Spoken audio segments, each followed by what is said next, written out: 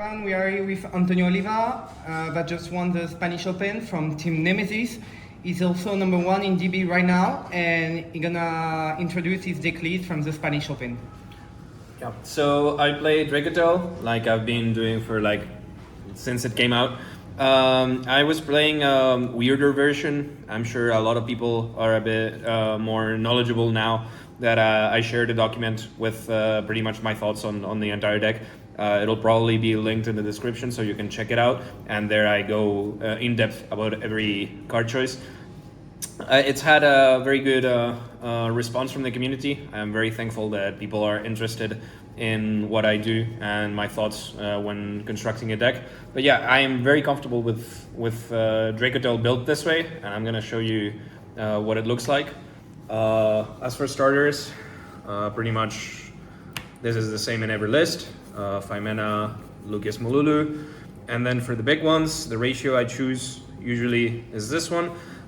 This is not that standard anymore. People are beginning to cut Orgalas and Pans to try to make more space for non-engine or more branded cards. But I really think that you need a lot of names to make the deck work. Or not to make the deck work, but to make the deck flexible enough to be able to play through a lot of different scenarios that you're gonna find yourself in. Because what the branded cards did at the time was just make the deck more linear. Same thing with Spenta.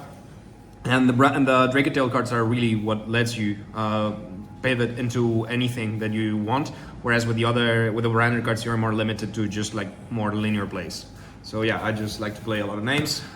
Spells, there's some spice because I'm cutting one Rahu. I don't think you need the third one. I think it's good enough to play two to have your rotation. I definitely wouldn't go back down to one, but playing a third one means you often drown in spells. And even though people are yeah, these cards are insane, they help a lot in breaking boards. If you draw two of these, regardless of whether you're going first or second, if you're going second against a Caesar or something like a Retribution or something that will negate it, then it's fine. But if you draw these two, basically you have one less card in hand, usually, and if it's going first, you probably aren't going to win in that game. If you just open two Rahu, either it gets ashed or you just don't have enough interrupts because you need more cards to play with. So I don't like playing the third one, and I prefer to just play more names and more ways to play, because you're gonna have access to these as soon as you fusion, so you don't need to draw them for them to be meaningful. Traps, I'm playing all three. Some people are cutting down to two depending on the deck choice, but I'm playing a more pure oriented variant, and that is because I'm playing three cards. This card is insane. It allows you to do basically some of the highest ceiling options that the deck has. It is very accessible now that you also have Fallen and Ecclesia to get to here, but I don't like having to do that because again, it's a linear play, it's easier to interrupt, it's more telegraphed, and also you're locked usually when you do Fallen of White plays. So I just like to play three cards because it also helps a ton against Retaliating Sea. Again, the philosophy and theory of the deck are in my document, so you definitely can check it out after if you're still not convinced on the ratios. Two Brafu, two Whites, and one Ecclesia. I'm not playing black. The old Albas I don't think is good enough. It's a very bad card to draw in almost any game. Going second, sometimes it can be fine, but going first is atrocious. And even though it makes your Ecclesia a little bit better, and when you draw only branded cards, you're doing a little bit better than if you don't have it. I don't think the ceiling is worth it because it conditions your extra deck into basically being branded's little toolbox, like Alba's little toolbox, where you have to play a lot of targets to make Alba's work. And as you're gonna see in a second in the extra deck, we are cutting down the branded cards to the minimum you can, because again, I want to play Dracotail, I want to play stuff that is very flexible. I don't want to play the Alba's game.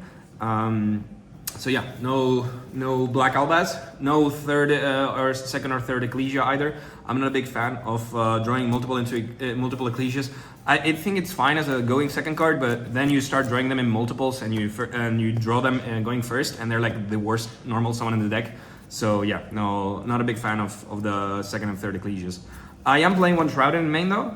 There's another one on the side, but yeah, this card is insane. This is pretty much the best starter the deck has, or pseudo starter for multiple reasons. If you open Albas, and your normal branded, normal Dracotail hands, basically what you're gonna have is a 4-card hand plus Alba's Axis, which is fine. It's what the decks are doing right now.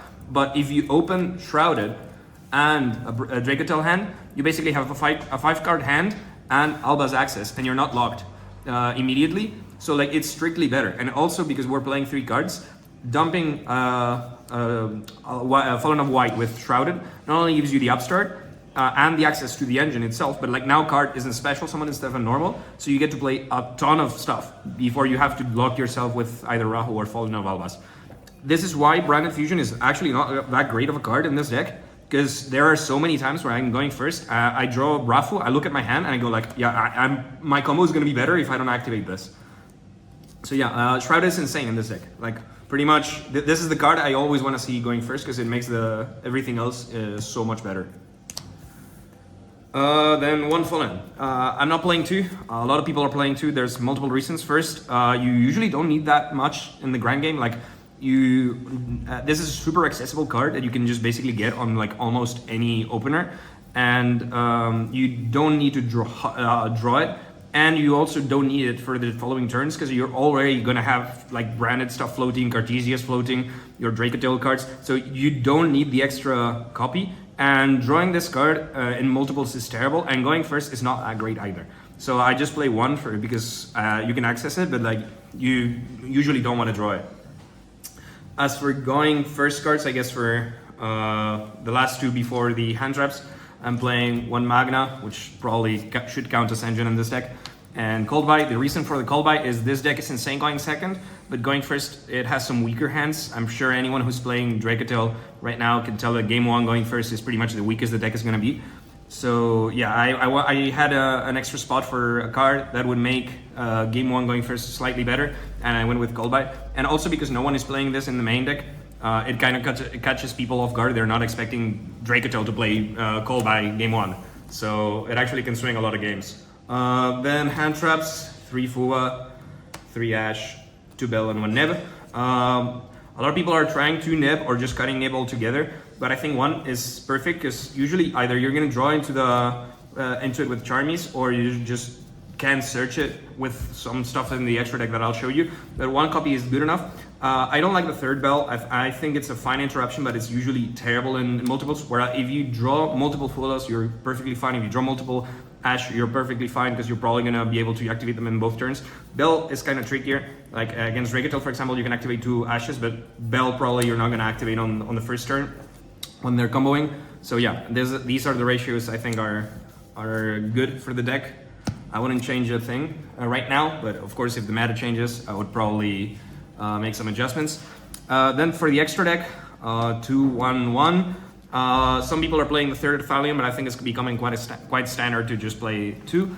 You don't need the 3rd one, especially because you have so many ways to recover them. You have the traps, you have Ecclesia, you have Secretarian, and you also have Showless. Showless is insane in this deck, super necessary, especially because we're playing 2 Rahu. You kind of need to have some recycling, and because Ketu is at 1, you have to babysit it a lot. But if you're playing Showless, you can kind of play more aggressive because like even if your Ketu gets sniped, you can still recover it, so it's fine. Again, Showless is super good in this version. Then for generics, we got Secretarian, Mysterion, and Chaos. I think these 2 are in every list. But Mysterion, it comes by player preference. I have some space now that I've got some random cards. So yeah, Mysterion is super good for Malice. There's a lot of monotype decks. There's Yummy, there's Fiendsmith Engines, there's Magnets, there's Lunalight, there's Malice. It makes half boards the deck can produce very easily with Cartesia so much better because it's so accessible. And kind of checkmates a ton of cards like Holy Sue and Jokul are a lot weaker now that they're out 1. So yeah, you can definitely snipe it very easily. Now for branded cards, of course, we're playing Ecclesia, we're playing Albion, and we're playing Lenatus. Lenatus is arguable, like now that there's slightly less Dracotail. Now before there was old Dracotail and you had to play this. Now I think you can cut it, but I still like it because like it's another searcher for branded fusion, and it kind of like lets you pivot into stuff. You can summon it with your own guys to try to make more like extra deck monsters. But yeah, the last branded monster I'm playing is Titanic Club. There's no Mirror Jade in this list. I think Mirror Jade's not that good. It's fine, it's a great card, but like in this list, because I'm not playing all the Albas, pretty much, and I'm only playing one Albion, which is going to be in the graveyard most of the game. There's not like one way to summon it besides a Cartesia. And if I'm doing Cartesia, this guy kind of does what Mirror J does, but probably better, because it can do it during multiple turns, and it can do it like without being telegraphed. And it also can trade for multiple cards. Same thing as Chaos. Chaos can snipe 2, whereas Mirror J can only get 1. And the problem is, I wanted to shrink this package because I wanted more space in the extra deck. You'll see why. There's still 4 more cards to talk about. But if I put Mirror Jade in this list, basically Mirror Jade is fighting Fallen and the Virtuous for ammo. They're gonna be, I'm gonna have a lot less sense, and it's much more common to just straight up run out of ammo and not being able to get enough targets to make stuff work. I could fix this by just playing all the Albas, but I just don't want to because the card quality is so much worse, in my opinion. So yeah, I'm just playing the bare minimum. Titaniclad is here because it's the one that outs Liger Dancer, but it could literally be anything. I would like for it to be Lubellion, but yeah, Titaniclad is just slightly more advantageous. I'm playing this one card that I don't see anyone playing, but I kind of really like it. It lets you pivot like hands that just basically have Cartesia into Fallen and the Virtuous, and eventually through Albalanatus you're gonna get to Branded Fusion. And also it lets you do some really cool plays because it's an 8 that you can put under an XZs that I'm gonna show you in a second. And also you can use it to dump Nibiru and Magnamot during your turn or the opponent's turn. So even if you get Aven lead or you get interrupted in some way, you can tailor your end board to just beat whatever deck you're playing. Like you're playing against Yami, just send Nibiru and just get it back. And it's super strong, and like you basically force the opponent to have to interact with this before they can have the chance to try to play into the board. The rank 8, and I'm gonna put these guys under because like most of the extra deck is just level 8s. This guy's insane. It protects. I've been playing it for 2 formats now, even before Burst Protocol. But now it's easier to summon than ever because you have so many ways to just get to level 8s on field. And this just protects your Rahu, protects you from retaliating C. It protects your traps from hand traps. It's just an insane card and it's super easy to summon. And finally, I'm playing 2 links. SP is quite common. Then I'm playing Crush Heap. Crush Heap. It's a blue card, so when you're locked, you don't get access to it. But if you can make it, this card basically makes your boards completely custom. You can just get all 3 ways to fuse Mululu, Cartesia, and Feymana super easily. You can basically do any climbing during turn 1, turn 2, or turn 3. After just by mixing bodies, making your Dracotails reborn, and it makes your play super flexible. I wouldn't change this at all. This is a great card, and like it lets you basically outplay whatever situation you're facing. And for the side deck, I'm playing the remaining 6 Charmies. These are pretty standard, but I really like Meowls in a metagame where you have Yami doing super bullshit degenerate combos with a million summons. You have Fiendsmith, which is a really big problem for the deck, and people are playing like extra copies of Fallen and Virtuous and Droplet and like ways to counter Caesar. I'd just rather make them not be want to go to Caesar in the first place. And this hits a lot more decks than people realize. This hits Lunalight pretty hard. This hits Malice decently hard.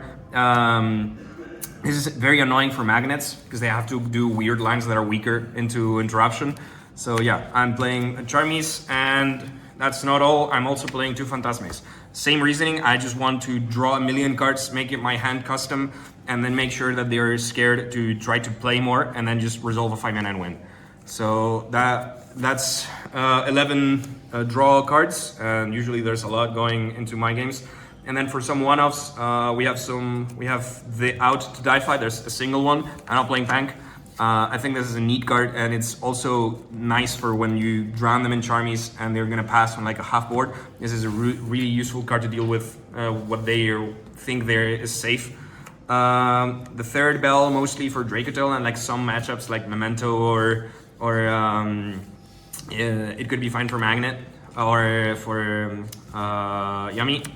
Another Nib, mostly for K9, but also for Yami.